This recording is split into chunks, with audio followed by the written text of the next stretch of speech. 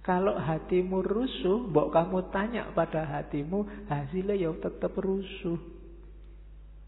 Kalau hatimu kotor, ya kalau kamu tanya, jawabannya juga kotor. Maka ya benar memang tanyakan hatimu, tapi pastikan dulu hatimu jernih.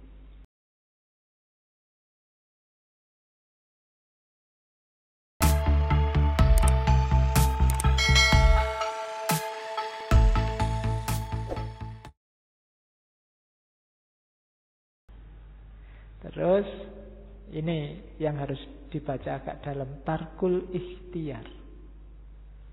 Tarkul ikhtiar itu bukan berarti tidak berusaha, tapi tidak mengandalkan usaha. Hasil diserahkan pada Allah.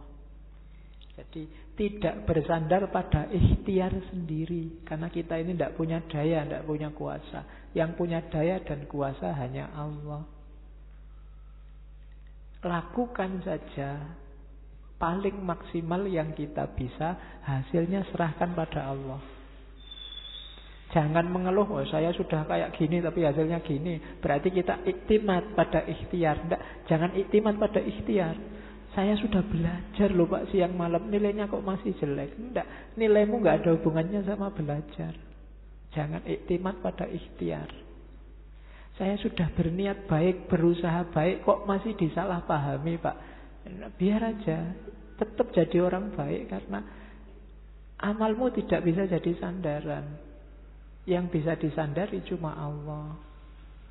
Sekarang banyak orang kecewa, banyak orang galau, banyak orang mengeluh karena dia bersandar pada amalnya, bersandar pada ikhtiarnya.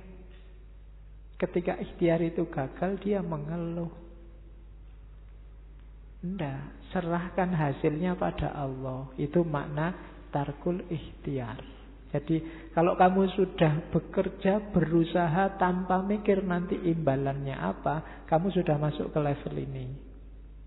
Tapi kalau masih hitung-hitungan, harusnya aku kerja sekian, hasilnya sekian, dapatnya sekian, nah itu berarti masih belum tarkul ikhtiar.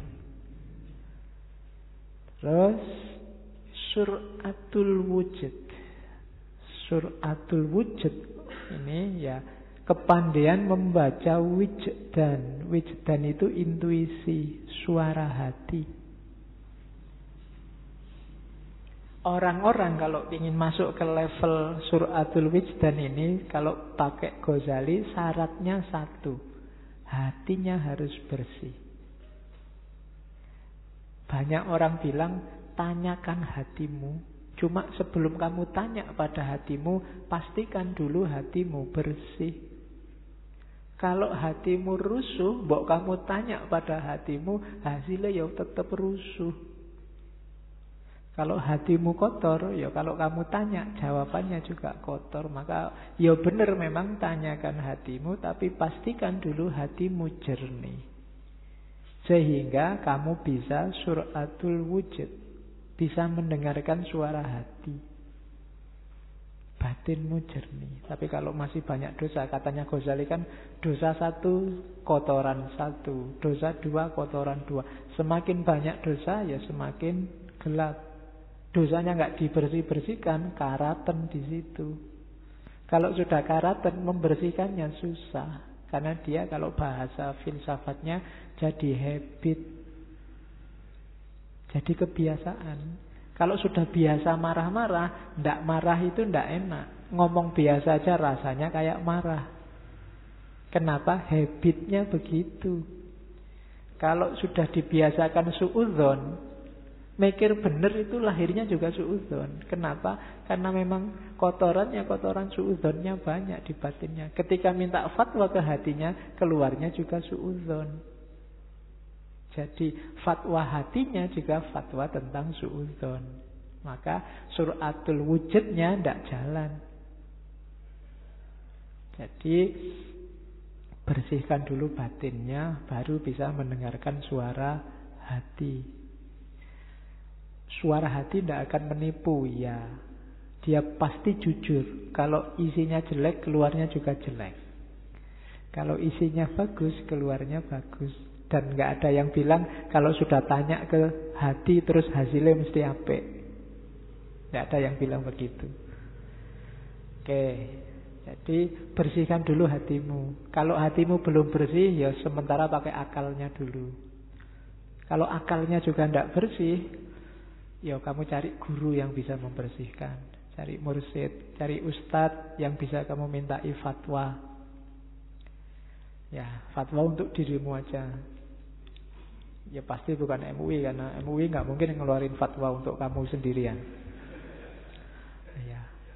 Oke, terus al-kahfu anil khawatir. Ini agak kelanjutannya tadi. Jadi al-kahfu kayak al-kahfi itu gua pelindung. Jadi terlindung dari khawatir, tidak mudah tertipu oleh khawatir, lintasan-lintasan hati yang keliru. Dia bisa membedakan. Batin kita kalau tidak bersih itu kan kadang-kadang yang jelek dibunyikan benar. Biasa anak muda, kayak gitu dikit tidak apa-apa lah. Nanti tobat kalau sudah tua, itu khawatir namanya. Orang yang bisa terjaga dari kayak gini, tidak mudah ketipu oleh khawatir-khawatir yang tidak jelas, itu dia punya karakter sufi. Jadi al-kahfu anil khawatir. Kita kan sering menjustifikasi yang keliru jadi benar karena kecenderungan hati kita. Kita tahu teman kita salah, tapi karena teman harus dibela jadi benar, dan dicari-cariin dalil. Itu khawatir. Jadi suara-suara jelek dalam diri. Kan kalau film kartun itu biasanya kan ada ilustrasinya. Yang sini bisi bagus, putih, sini bisi jelek, hitam, terus tawuran di situ. Itu khawatir. Orang yang bisa menguasai bisikan-bisikan ini bisa selalu, oh ini dari Allah, oh ini bisikan jelek dari setan. Kayak ceritanya Syekh Abdul Qadir Jailani itu kan. Sedang asik-asiknya sholat malam, ibadah, tiba-tiba ada suara, hei Abdul Qadir Jailani, engkau sudah wali yang paling tinggi, maka sekarang tidak usah capek-capek lagi sholat, tidak usah capek-capek lagi ibadah. Ya karena yang digoda Syekh Abdul Qadir Jailani, ya dia bisa langsung bantah, wahai setan, pergilah. Tidak mungkin Allah nyuruh kayak gitu. Saya nggak bayangkan kalau kalian lagi sholat berdoa terus ada suara, kamu kekasihku sekarang, tidak perlu lagi guys. Oke ya, jadi kahfu anil khawatir. Kemudian kasrotus safar, banyak piknik. Ya, ini zaman dulu karena Syekh Yusuf sendiri kan dia melanglang buana kemana-mana. Mungkin kalau hari ini piknik itu bisa kalau nggak punya modal ya. Ya, bisa kamu atasi dengan banyak baca, banyak nyari ilmu, banyak lihat-lihat, mungkin Google, lihat-lihat dunia sana-sana pakai Google kan sekarang bisa. Fakta biru ya ulil absornya pakai Google, tidak masalah lah. Oh ya tidak, sekarang mahal deh kamu. Kalau kamu melakukan perjalanan kayak Syekh Yusuf itu modalnya besar.